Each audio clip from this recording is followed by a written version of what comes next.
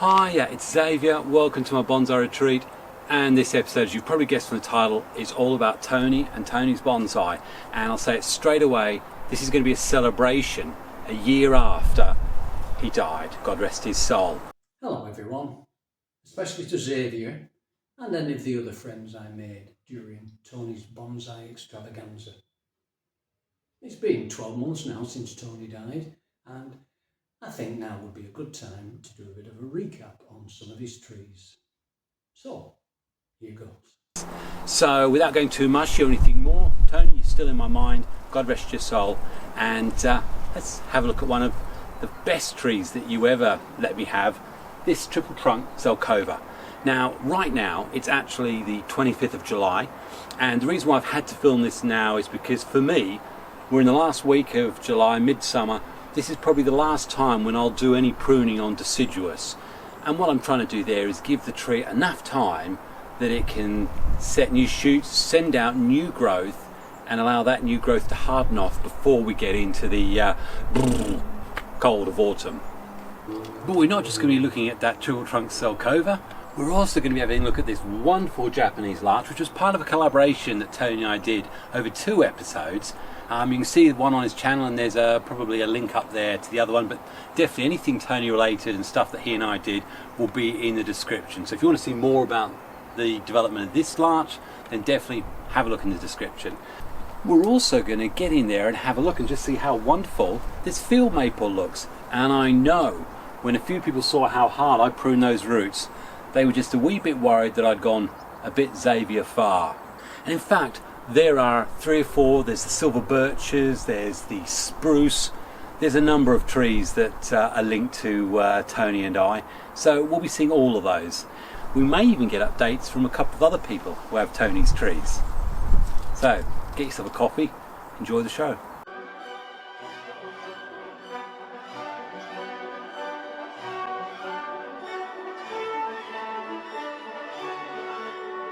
Now, as you know, if you've watched my channel for any length of time, you know that there was an interesting discussion about what's the difference between Chinese elm and Zelkova. And I can truthfully say, because of the way the import rules were bent by bonsai importers a few years back, and because of the restrictions on bringing in Zelkova or Chinese elm, one of the two, they always mislabeled. So a lot of my Chinese elms were labelled as Zelkova. Do you know what? It should be really straightforward to see the difference. The serrated leaf is much more pointier, more serrated, and generally bigger. So these are definitely 3 Zelkovas, and Tony knew I was desperate to have some, and I got the opportunity to have this one. I did a load of pruning back 6 weeks ago, so I'm now going to go selectively hard prune back to lower growth, open up this canopy so that the rest of the summer sun can get in there and hopefully push this tree to send out another shoot, another set of buds and shoots before we move into the autumn period. Now, I've done loads of pruning videos. This is about Tony and his trees, not about any of my rubbish technique. So really what we'll do is, this is it now, and I'm sure in a few moments you're going to see it. I had to come back to you because I know you'd want to see what it looked like while there was still some growth at the top. I have basically hacked this right back. I've left a few leaves on some longer branches just to try and encourage some sap flow, but basically I am looking along these little branches, and the furthest back I can go where I can see the little black nubs of buds, in many of these cases I'm going back and taking off 2/3 of the length. You know, I've had growth like this which has been sitting on the end there, so you've got 3/4 of the branch with no leaves, and then the final quarter's got the leaves. Well, yeah, that's great for a tree out in the wild, but for replicating a healthy tree in bonsai, we need that growth all the way back in there. And that's happened because the canopy got so dense that everything underneath had to grow further and further out, so you've got this long leggy growth. So, you know, if you're serious about bonsai and you want to try and get stuff further back, you do have to be this hard with your pruning. This tree is very, very healthy. I have no doubt that it'll come back big and strong, and we'll see lots of little buds coming out over the next 6 weeks. But you have to be prepared for the fact that every now and then, certainly I've seen it with Chinese elm, you'll get one that says, no, don't do that to me, and sulks, and you never see it again. But anyway, I'm going to continue to remove all the growth on this, and show you how it looks like at the end. Well, there it is. Probably took about 80% of the foliage off.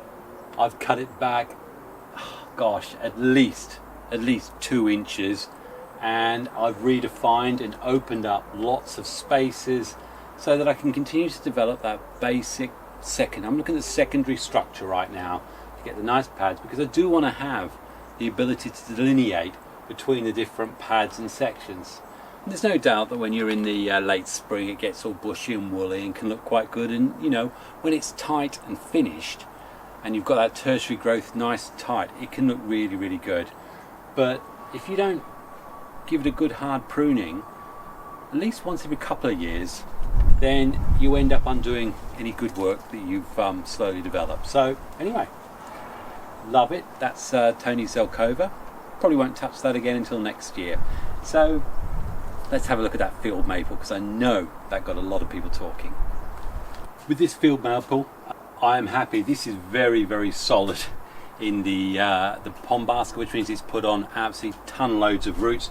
I can see a lot of surface roots as a result of me pulling away the rocks that were supporting it. I'm going to be leaving probably a lot of these big structurals because I want them to thicken out still.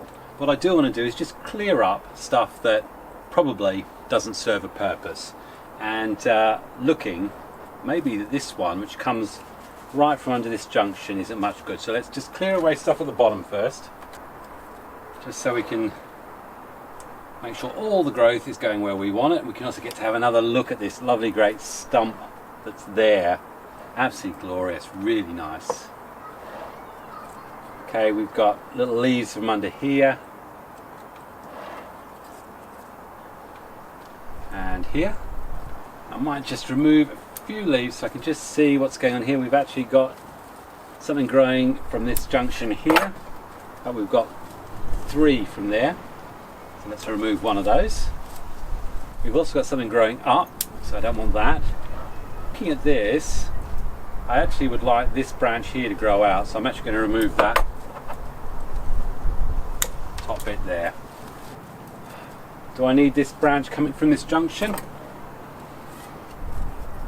Dare I say conventions and rules, but we've got the main trunk one, that branch there which is staying. If that had come out just a little bit higher up, I could probably get away with calling it the first of the secondary branches, but it's not. So we get rid of it. Opens up that line again. And again, we look at this. If this is the front, we've got growth here. We want these 2. There's 2 little branches here. They're the ones we want. Oh, I just put something straight into my nose. This is the branch going out that way. We've then got a little shoot here, horizontal, and another little shoot potentially here, horizontal. This one, great big fat one, is going right across the front of the tree and is never ever going to be anything useful to us. All it's doing is taking energy away from where I actually want it. So we remove it, and yes, you could put that in the ground and get a cutting. So that's now opened up this again. There's a few dead stubs I want to get rid of. So I've got one shoot coming out, one there coming out. Got one here that's going inside. Don't want the inside one. And then we've got this one here that's coming right across the back of this tree. Not entirely sure, but what I am going to do is I don't want it extending any more than that. I'm going to cut right back to there. Just see if that promotes a bud with a little better angle. It's the angle I don't like, because even if we get another shoot from here, it's going to shoot out straight out this way and still be the same problem. Hopefully now what we're going to do is get more energy going to these shoots here, giving this nice horizontal branching. So we can clearly now see that line again. One pad here, potentially this one's going to grow out here. Looking up here, we've got something up there I don't like. Get rid of that straight away. Sometimes it's just easy so you can open things up and see what's there. This, I want this to continue to grow out, but truly I don't want it going that way. I want it going this way. So for now, I want to thwart any growth going that way. and I want everything to go up this way. Behind it, we've got, it's a shame, we've got this branch here, which is helping the healing, but it's not really what I want. It's almost the decision that might have to be made is getting rid of this. Oh, I don't know. This is at the apical part of that cut here. Like it. We grow here, here, here, and then this branch grows off here. Then potentially this will be a back branch. Don't know. I think what I will do is just cut that down for now.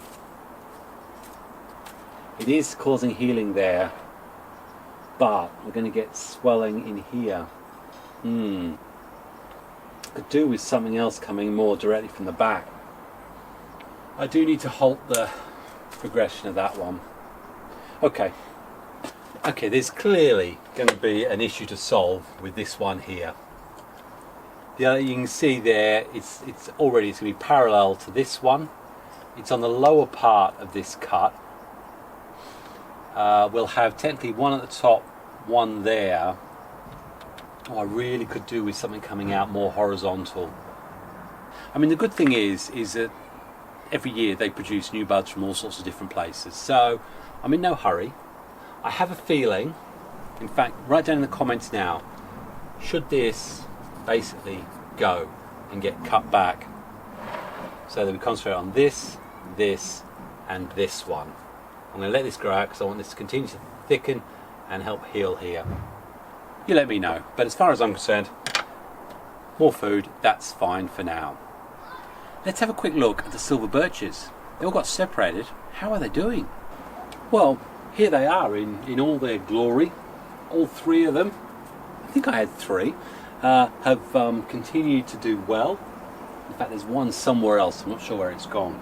This one down here, well, in fact, we'll look at these all in a little more detail because I won't be doing very much with them in a moment. But I'm sure we want to hear from a few other people. Adam may have a little update on how his trees are doing. So over to you, Adam. Oh, hi Xavier. You just caught me watering the trees. It's been a year since we were at Bonsai Extravaganza in Preston, and just down the road in Lancaster. I've been looking after 3 of those trees. Thought I'd give you a quick update on how I'm getting on with them, and you can give me some feedback. That'd be great. Ciao! Okay, so Tony's tree came to me in a large S shape. It did suffer with a bit of leaf mould over last winter, and it was quite a lot of vine weevil in the soil, which was just normal garden soil. So I did a big trunk chop in the winter, took the top right off it, cut it right back to its lowest branches, and I repotted it into this air bonsai. It's a Go Bonsai Air pruning pot, which Guy 3D prints them. Just really nice. It's on eBay. And put it in some Kaizen number 2, and I've just been pruning it back over the summer, and as you can see, it's pushing through quite a lot of new growth, which is quite nice. Yeah, so it's not looking like much of a bonsai tree at the moment, but I plan on doing some wiring towards the end of this next few weeks, and yeah, see how it looks in the winter. Once again, I have no idea what this tree is. I saw it and just really like the look of it. Someone suggested to me that it could be a fir tree. Now I have no idea, but if you can help me identify what kind of tree it is, that would be much appreciated. It was severely pot bound. The roots were growing out over the edge of the pot all year since I got it, so it really needed repotting into this pot. This is it's in Kaizen number 2 in a handmade pot from Kim, who's a pot maker from Filed Ceramics. So which is nice. It's got a lot of healthy new growth since the repotting, which I didn't see any of last year. It grew nothing, but I've seen a little bits of growth coming through, so it's doing really well. The big trunk chop's healing as well. It's got some nice shape into it, nice lovely movement in the branches. A few dead needles that need removing.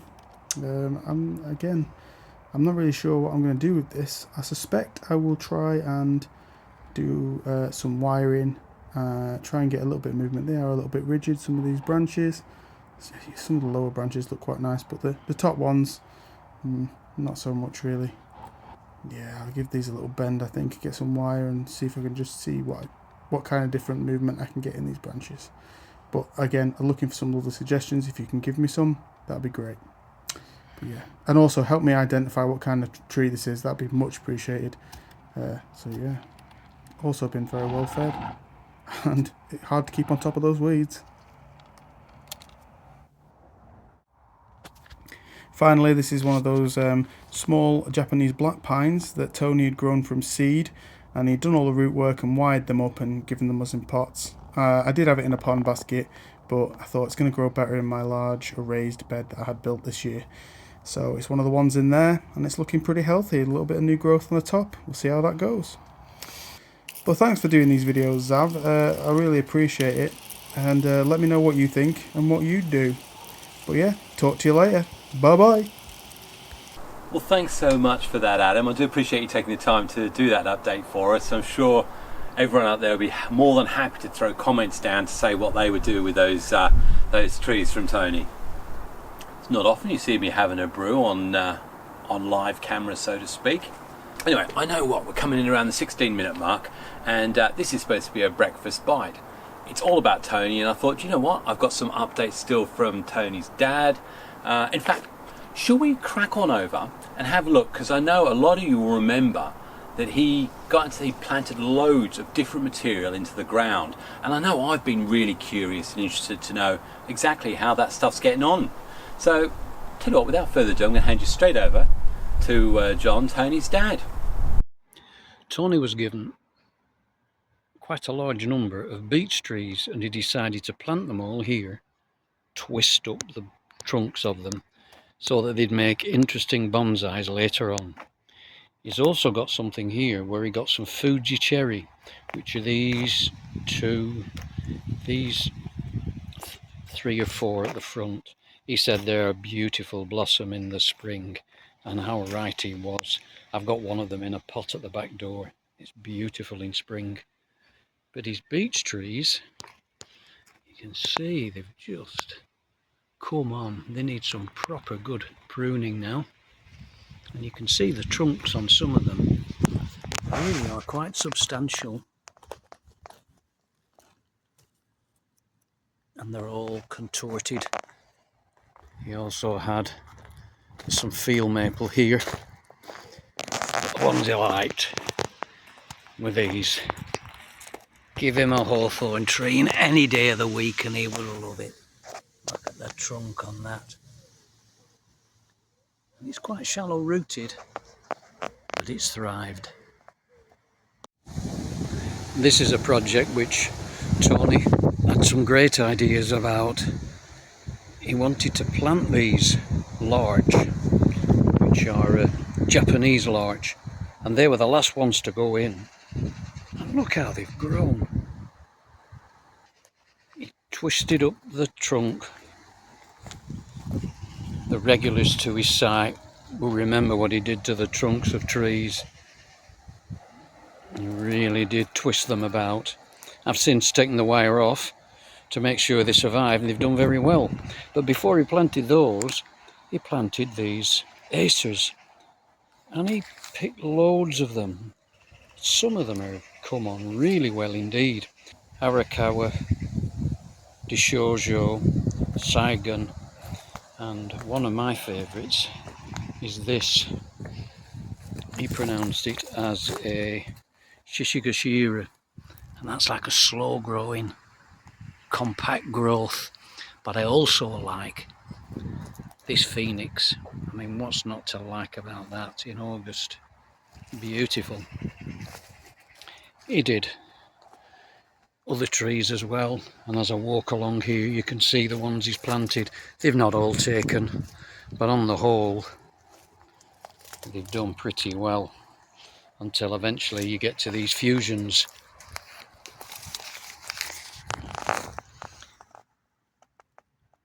And these, you can see, they seem to have done pretty well, including that one. That reminds me, I better let you have a good look at some of these hawthorn trees at the end, because he did like his hawthorn. The first one though isn't a hawthorn, it's a chestnut, and he said, oh yeah, chestnut, that'll make a good bonsai. I said, look at the leaves, there's no way, but he was insistent, and he's got a great trunk on it. And then these hawthorn were ones which he cut down, and like hawthorn do, they just thrive. And one he did in particular, which he enjoyed doing, was this one, because he cut it right down and then carved into it, and he said that at the bottom of the trunk there it was gorgeous, and look how it's thrived.